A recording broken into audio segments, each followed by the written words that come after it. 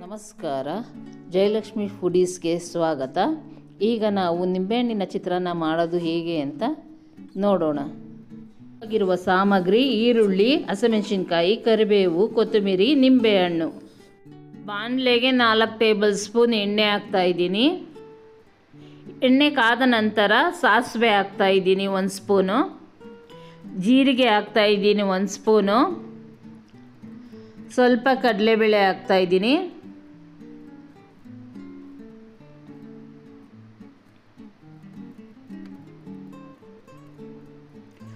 ಹಚ್ಚಿಟ್ಟ ಹಸಿಮೆಣಸಿನ್ಕಾಯಿ ಹಾಕ್ತಾಯಿದ್ದೀನಿ.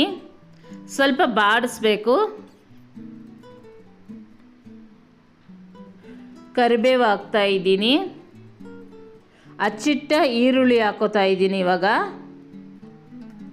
ಬಾಡಿಸ್ಬೇಕು. ಇವಾಗ ಅರ್ಧ ಸ್ಪೂನ್ ಅರಿಶಿನ ಹಾಕ್ತಾಯಿದ್ದೀನಿ. ಹಚ್ಚಿಟ್ಟ ಕೊತ್ತಂಬರಿ ಸೊಪ್ಪನ್ನ ಹಾಕ್ತಾಯಿದ್ದೀನಿ. ಇವಾಗ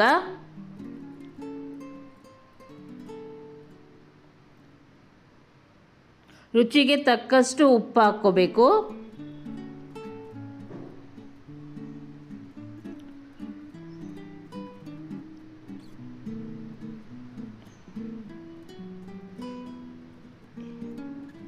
ಈಗ ಚಿತ್ರಾನ್ನ ಗೊಜ್ಜು ರೆಡಿಯಾಗಿದೆ. ಸ್ಟವ್ ಆಫ್ ಮಾಡ್ತಾಯಿದ್ದೀನಿ. ಸ್ವಲ್ಪ ಆದಮೇಲೆ ನಿಂಬೆಹಣ್ಣು ರಸ ಸೇರಿಸ್ಬೇಕು ಇದಕ್ಕೆ. ಇಲ್ಲಾಂದರೆ ಸ್ವಲ್ಪ ಬಿಸಿಯಲ್ಲೇ ಸೇರಿಸ್ಬಿಟ್ರೆ ಒಗ್ರು ಥರ ಹಾಕ್ಬಿಡುತ್ತೆ. ಈಗ ನಿಂಬೆಹಣ್ಣು ರಸನ ಹಾಕ್ತಾಯಿದ್ದೀನಿ. ಆರಿದೆ ಇದು.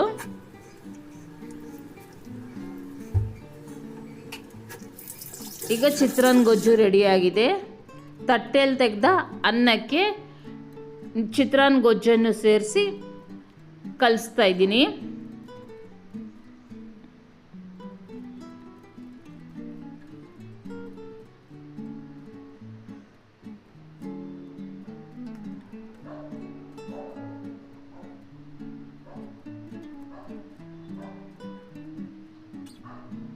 ಇದಕ್ಕೆ ಸ್ವಲ್ಪ ಕಾಯಿ ತುರಿ ಹಾಕ್ತಾ ಇದ್ದೀನಿ.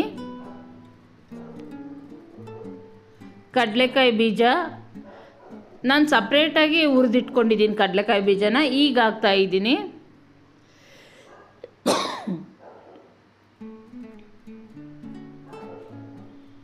ಈಗ ಚಿತ್ರಾನ್ನ